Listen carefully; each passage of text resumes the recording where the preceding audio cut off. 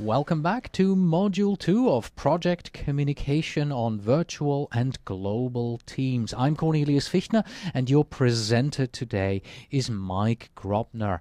In Module 1, we looked at the introduction and the communications theory, and now we are heading over into virtualization, globalization barriers, technology barriers, and the other items on our agenda here in Module 2, as well as, of course, in Module 3. But we'll get started with the virtualization and globalization barriers. So the next subject that we want to talk about is the virtualization. In other words, the teams that are virtual teams instead. And then that goes along with that is the globalization barriers. 20 years ago, in technology, you saw a lot of older white males. Now the teams are incredibly diverse. A lot of first and second generation people and stuff like that. So you have to take that into account today more than ever. So the first thing we want to do is talk about culture. And this is the standard customary beliefs, social norms, values, material traits, and behavior patterns transmitted from generation to generation that distinguish a group of people. So that's a classic. But to think of a culture as a single monolithic thing is really wrong. Different cultures have different subcultures. The culture changes depending on the context, stuff like that. So one of the things that we have to do is pay attention to the norms and the exceptions. It's really important. We need to factor in our communication strategy, but not let it sabotage project communication. In other words, I've seen a lot of people say, oh, they're from this, so therefore I need to communicate this way. There's a lot of dynamicness in the sense that where you've adapted. So if I'm assuming that you're Swiss, first of all, Northern Swiss and Southern Swiss is quite different, right? Quite, yes, right. Because the ones in the southern, they speak Italian and I speak German right. to start with. So they're more Italian in their mentality and I'm more German in mine. Right. So and how many miles is that, or how many hours does it take to drive from? God, with the train about 2 hours. Right. So 2.5 hours and you're there. So it's a relatively in the U.S. terms, it's probably less than going from here to San Francisco. Oh, absolutely, yes. And just for the record, we are here in Los Angeles, in California at the moment, recording this. Absolutely. So we have to be careful about assumptions and predictions and stuff like that, because not only do you carry the culture with you into the new project, but you don't carry all of it necessarily. And so that's one thing. But we also have to encourage our project team to be flexible and adapt as necessary. There's no one person, the project manager is not required to adapt to everyone's culture. What we have to do is we have to come and negotiate a new culture for the project team. Right. In the end, everybody brings their culture onto the project. It kind of melts together and you become one, and your project has a culture in itself as well. Right. And one of the things is I play an active role in that. So if there's a culture that doesn't interrupt and stuff like that, and we get hot and heavy in our discussions, then I try to moderate and say, hey, wait a minute, we haven't heard from so-and-so. Let's everybody take a break and listen to where that, and make sure that they're involved. But wait, there's more. Absolutely. One of the things that I found is that language, and having been exposed to a Spanish-speaking culture, is I'm constantly amazed at how much language or how little language plays in communication. And I find that is a very interesting statement. Why do you say that? Because it's the 93%. The tones,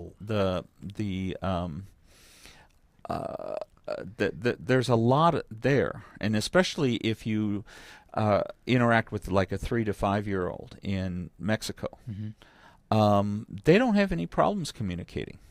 You know, their facial expressions, their laughter, you know, they're not concerned about the words themselves. Right. And if we bring this back to a project setting, obviously you have people from around the globe working on your project. You have a project language, which is English, often not the participants' primary language, but you're able, through their emotions, the way they speak, inflection, the visual, the webcam picture you have on the screen from them, you're able to still get what they're trying to say, which is why you're saying it's not as big an impact as people may think. Right. Now, when you're trying to do high-level communications, you know, a highly effective communication, then it plays a process.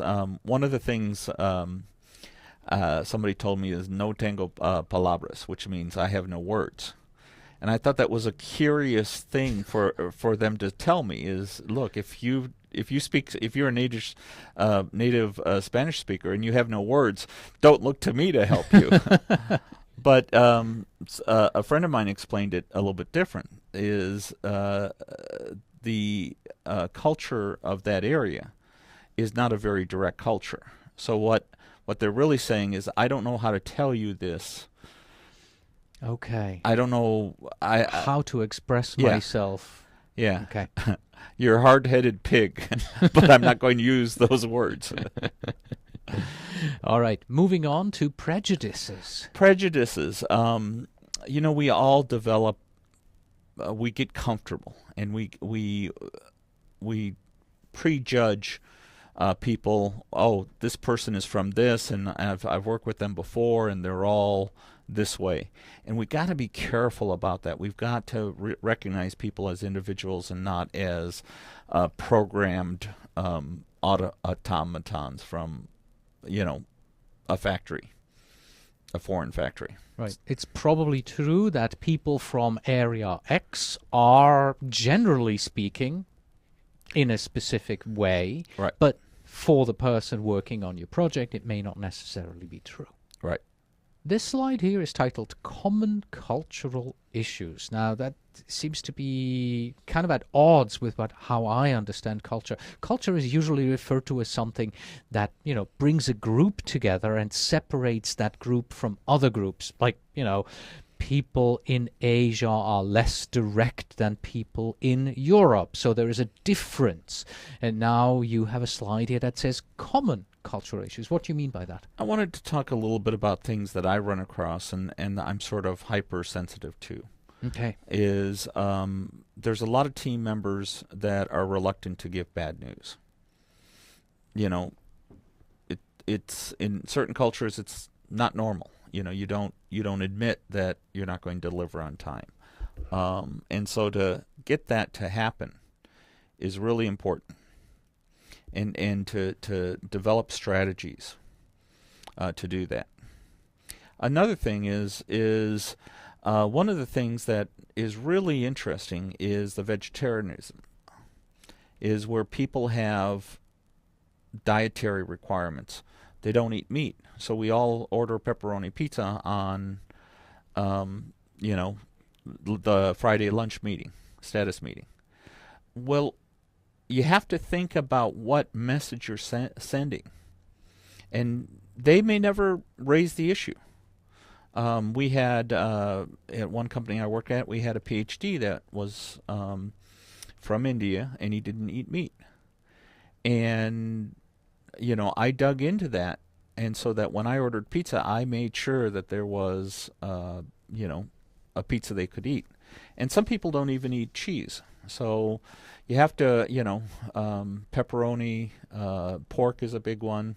You know, you have to be aware of that, because you're really sending a message, and the message is, I don't really care about your deeply held spiritual beliefs. I want to get my project done. So, and conversely, if you're the project manager that does care, you're the guy that everybody wants to work with because you're respecting them. Right. And by common cultural issues, and now I think I get it, you're saying these kind of cultural issues will appear on project after project after project. Yes, and Right. there's many more. Right. Especially the next bullet point here that we have at the bottom, which is language context. What do you mean by that? Again, making sure that everybody understands the words you're using and how they're used. I find that to be a real big thing. Is you'll start to pick up language and people won't understand it. The other thing is using baseball. Well, let's everybody hit a home run. Well, most of the world doesn't watch baseball and they don't know what a home run is. Yes, I had to learn that. Yeah, and so there's all of those things that you have to sort of think about, and a lot of times they won't ask questions. It's interesting. I have a lot of Vietnamese friends, and so one of my friends was saying she was pulling weed, and what she meant was pulling weeds. And so the slight difference there between weed and weeds. Right. Weed being marijuana. Marijuana, exactly, yes. And weeds being something that's not intended to grow there. So just simple things like that are the incredibly sophisticated communication that people have to learn. So we as project managers have to be more sensitive to the language that the majority of the team members are using, because they happen to have common cultural grounds. They happen to be all from country X, but their common cultural ground may not be understood by the other team members. So the language that is being used may be completely misunderstood. And a business versus a technical PM, the other side, they're crazy, right? Yeah. Is because the technical people speak in shorthand and the business people can't understand them. They don't have the context and stuff like that. And we'll talk about high and low context in just a minute. Well, Mike, your minute is already up. Here we are on the high and low context slide. Tell us about it. So when you did your PMP exam, you probably ran across this. And they again, mile wide, inch deep. They really didn't talk a lot about this. So high context is where you have to know what you're talking about before you can understand what what the conversation is. Low context is where it's very explicit and there's nothing left to the imagination. Right. Do you have an example maybe for high context? High context is we'll meet for lunch. Okay. Low context is we'll meet at 12 o'clock at Ruby's for lunch and we'll be done by 1 o'clock. So the higher the context, the more is assumed. The more is assumed or implied or not stated. And typically in a project, the technical team tends to talk much more in high context than the business team, which tends to talk more in a low context type.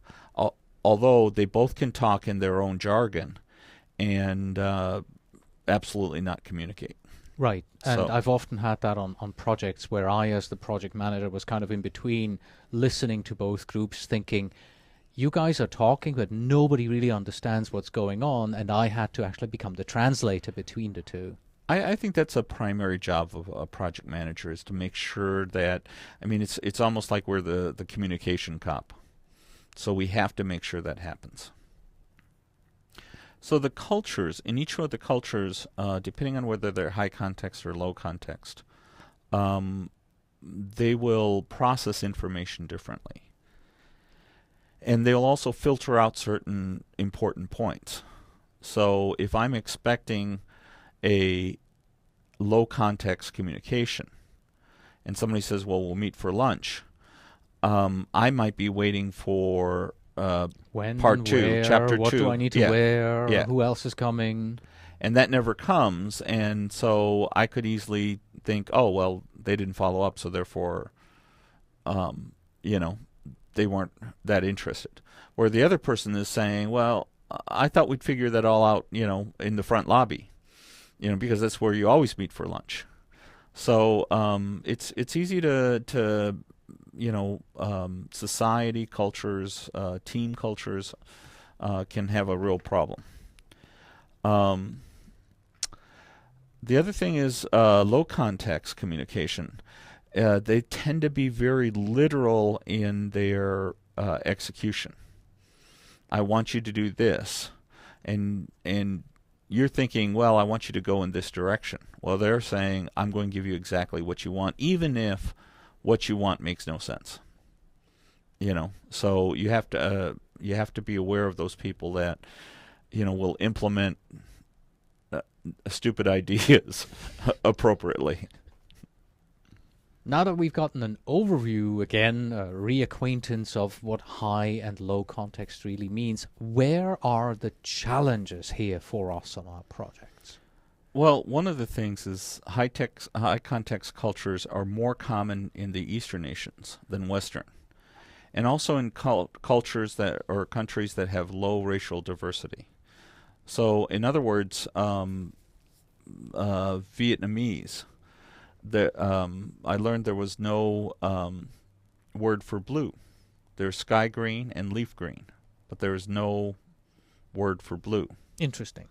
So it's a high context type of language.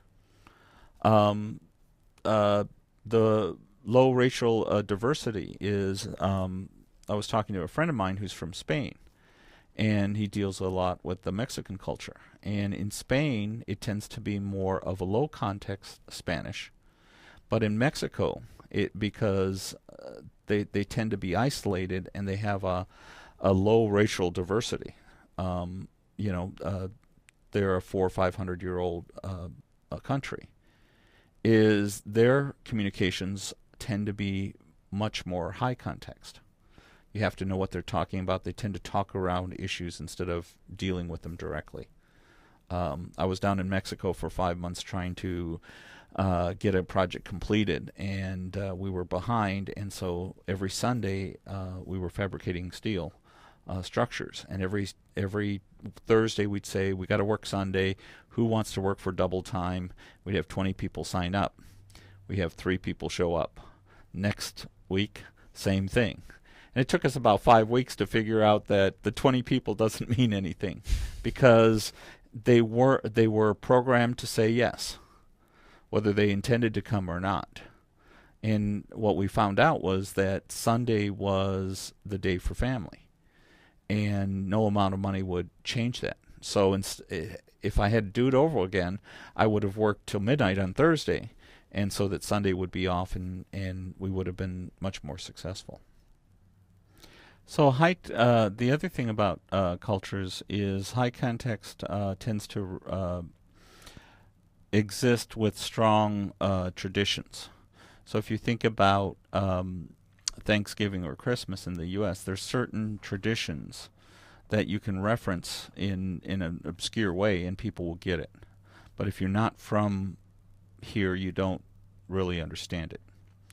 The example that I found was about French, and I don't speak French, but one of the things that one of the web pages in my research said is the French assume that the listener knows everything, so it's high context. So when the Americans explain in detail, the French think that you think they're stupid, and so not that you ever implied they're stupid, but it's just you're just breaking a cultural norm. Right, and I've just frantically looked through the printout of the previous slides here, because when you said that, it brought me back to the slide we saw a little while ago, virtualization, globalization barriers, where we talked about prejudices, right? We all carry prejudices, preconceived impressions of culture. So the second bullet point here really isn't that almost like a prejudice now? Absolutely, yeah. Absolutely, but you'll run into it, and you have to identify it and learn to deal with it. Right. I mean, it's definitely a lot of these cultural lessons learned are like stomping in a minefield to find the mines. Right. So there will be prejudices, there will be challenges, we will have them on our project. All we have to make sure is when we step through the minefield that we are aware of where on earth can I step and where shouldn't I. Yeah, and also when you step on somebody's toes, you say you're sorry and you feed that back into your lessons learned. Global team communication. Mike, what are we seeing here? What is this model? So yet we have another model. I used to be Monkey Mike, and now I'm going to be Model Mike. What I wanted to talk about here is how everything influences everything else. The inputs influence society emotional process. Task processes. I find if I'm working with somebody who's been educated in the U.S., they have a better understanding of how to work in a U.S.-based team. Whereas if they're educated locally, still have a fine education, but they've missed some of the fine points. Emotional. There's cultural norms on emotions and how you express emotion. Very important.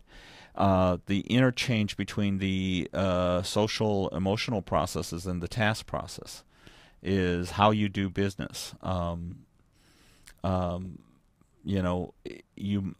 In Mexico, everybody says, "How are you?" and everybody says, "I'm well, I'm well," and it's almost an affront if you don't do that. So before you can do anything, you have to ask everybody how they're doing and stuff like that. So it's like a formal verbal handshake.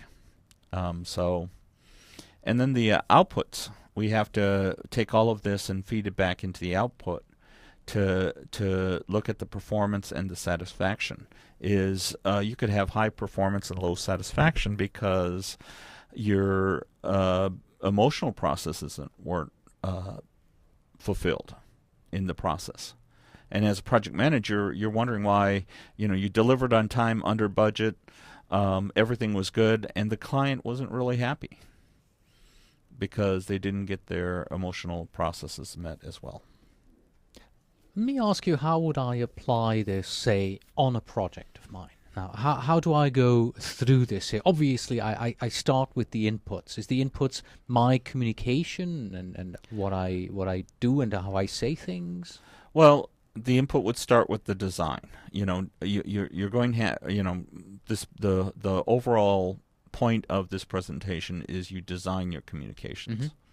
Mm-hmm. You come up and say, okay, how am I going to start a meeting? How am I going to conduct the meeting? How am I going to end the meeting? What cultures am I dealing with? Mm-hmm. Do they physical contact? Some cultures expect it. Some cultures don't. Some cultures expect a kiss on the cheek. Some cultures would make them very uncomfortable. You have to deal with all of that.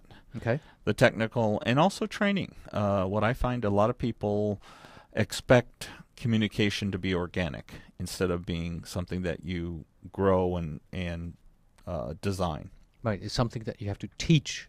Right. Okay. All right, so we got the inputs. Then how do these inputs reach over in the task processes? So we're talking about communication, the communication style. Is it a free-for-all, everybody talks over everybody, or is it necessary to be much more of a formal? How do you coordinate communications? A simple thing is, in the project team I have now, the overseas group thinks it's okay to send an email 5 minutes before 5:55 a.m. and then we have the 8 o'clock call. Oh yeah, I sent you an email on it, and you haven't responded. So in my natural reaction is that's a pretty cheesy, not a very ethical thing to do. So you got to sort of step out of that and say, okay, perhaps it's just their culture, especially if it happens over and over. those type of things. All right. With that example, you nicely brought in the socio-emotional process there from the top and how that fits together. And I assume then everything leads to the output, everything leads to the result. Basically, what was the performance of our communication? Was it satisfactory or was it not satisfactory? Well, I think you can have high performance and low satisfaction. Mm-hmm. So the idea being is of these two bullets is don't just focus on the performance, but look at the satisfaction index, because that's going to give you an opportunity to supercharge your team. Are we communicating not only well, but are you satisfied with the communications? If you're communicating well in that, but you think the team's very rude, that's going to affect the long-term viability of your project. So the key point on the outputs is look at the satisfaction. Look if people feel like they're being heard. I think we all have an inherent want to be understood and want to be heard. And this last model has taken us to the end of Module 2 here in the presentation, and you're expecting the Take Action slide, aren't you? Well, we're going to do something different at the end of Module 2. Instead of giving you the Take Action, we're going to give you 7 tips for global communication. Mike, what's number 1? Number 1 is be aware that the basics are the same. I've given you all this theories and models and all of that, but that's to help you to do a better job at the basics. You may be leading your team virtually, but you still must create that good foundation of communication. Number 2, plan to over communicate. If you're going to make an error, over communicate, not under communicate. If you over communicate, it's easy to scale back. If you under communicate, the team can quickly disintegrate, and it's hard to recover. Reach out and connect is one of my favorites. When we started this new project, we have 10 projects going on for the program, and we have a 2-hour meeting. And the guy has the gentleman that leads the meeting has a screensaver and stuff like that. So I got everybody to start sending in photos, and a lot of people had sent in their photos of dogs. I have 2 grandchildren that I absolutely love and I'm proud of. And so we started sharing photos, which made everybody more connected. Just knowing that so-and-so has a dog. We have one project manager, just had a baby, and he attends our project calls. So, we've stated that he's pretty good on Microsoft Project, but PlanView is still a challenge for him. So having that type of reach out and connect really helps. And the other thing is watch your language. I've been in cultures where the language I used in the Marine Corps was considered polite language. On other hands, I've been in languages where darn is too strong of a word. So you have to watch your language and your gestures. If you're highly animated and you're waving your fists around or your hands around and people can see it, they may take that as overly aggressive. So you've got to be very careful about looking and watching how everybody communicates and trying to identify those barriers. The next one is move the clock around. If you've got people that are working 12, 15 hours because of time zone differences, take that into account. Have an early morning meeting and then a late meeting. Try not to have somebody that's always the loser. It communicates they're not important. So I think that's a big lessons learned. Next one is understand the importance of symbolism. I'm a big believer in communicate vision, instead of the specifics, but try to describe the how we're going to feel at the end of the project.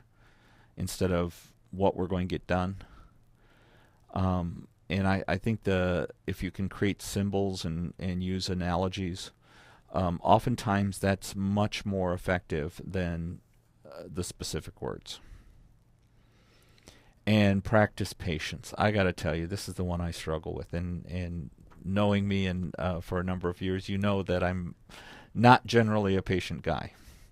I'm very focused on tasks and getting tasks done, and everybody's going to be happy because we got the project done on time, even if I was a little hard on the furniture. So patience is something it's taken me 30 years to get to the point of actually recognizing that maybe that's something I should learn. So again, be patient. Allow the extra 5 minutes for the communication. Don't interrupt. It'll get there. And the truth of the matter is oftentimes the fastest way is the patient way. Because if you try to force it, it just crumbles and people fight you, and it becomes much more difficult. And that's it for Module 2. See you in a bit in Module 3.